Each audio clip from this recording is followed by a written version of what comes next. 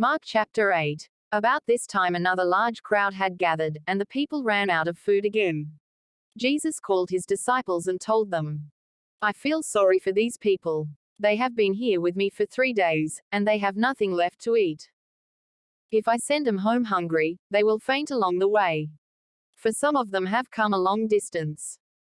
His disciples replied, "How are we supposed to find enough food to feed them out here in the wilderness?" Jesus asked, "How much bread do you have?" 7 loaves, they replied. So Jesus told all the people to sit down on the ground. Then he took the 7 loaves, thanked God for them, and broke them into pieces. He gave them to his disciples, who distributed the bread to the crowd. A few small fish were found, too, so Jesus also blessed these and told the disciples to distribute them. They ate as much as they wanted. Afterward, the disciples picked up 7 large baskets of leftover food. There were about 4,000 people in the crowd that day, and Jesus sent them home after they had eaten. Immediately after this, he got into a boat with his disciples and crossed over to the region of Dalmanutha.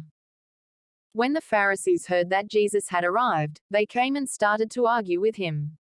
Testing him, they demanded that he show them a miraculous sign from heaven to prove his authority. When he heard this, he sighed deeply in his spirit and said, "Why do these people keep demanding a miraculous sign? I tell you the truth, I will not give this generation any such sign." So he got back into the boat and left them, and he crossed to the other side of the lake. But the disciples had forgotten to bring any food. They had only 1 loaf of bread with them in the boat. As they were crossing the lake, Jesus warned them, "Watch out.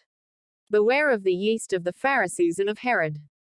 At this they began to argue with each other because they hadn't brought any bread.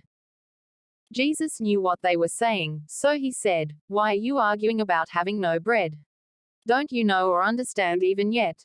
Are your hearts too hard to take it in? You have eyes, can't you see? You have ears, can't you hear? Don't you remember anything at all? When I fed the 5,000 with 5 loaves of bread, how many baskets of leftovers did you pick up afterward?" 12, they said. "And when I fed the 4,000 with 7 loaves, how many large baskets of leftovers did you pick up?" 7, they said. "Don't you understand yet?" he asked them. When they arrived at Bethsaida, some people brought a blind man to Jesus, and they begged him to touch the man and heal him. Jesus took the blind man by the hand and led him out of the village. Then, spitting on the man's eyes, he laid his hands on him and asked, "Can you see anything now?" The man looked around. "Yes," he said, "I see people, but I can't see them very clearly. They look like trees walking around."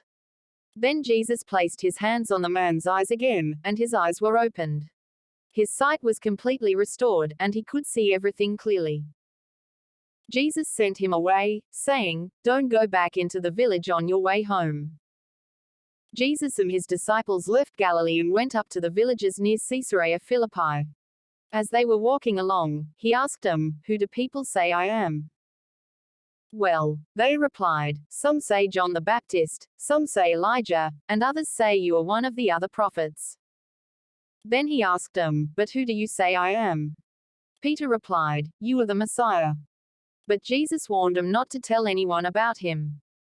Then Jesus began to tell them that the Son of Man must suffer many terrible things and be rejected by the elders, the leading priests, and the teachers of religious law. He would be killed, but 3 days later he would rise from the dead. As he talked about this openly with his disciples, Peter took him aside and began to reprimand him for saying such things. Jesus turned around and looked at his disciples, then reprimanded Peter. "Get away from me, Satan," he said. "You are seeing things merely from a human point of view, not from God's." Then, calling the crowd to join his disciples, he said, "If any of you wants to be my follower, you must turn from your selfish ways, take up your cross, and follow me. If you try to hang on to your life, you will lose it. But if you give up your life for my sake and for the sake of the good news, you will save it. And what do you benefit if you gain the whole world but lose your own soul? Is anything worth more than your soul? If anyone is ashamed of me and my message in these adulterous and sinful days, the Son of Man will be ashamed of that person when he returns in the glory of his Father with the holy angels."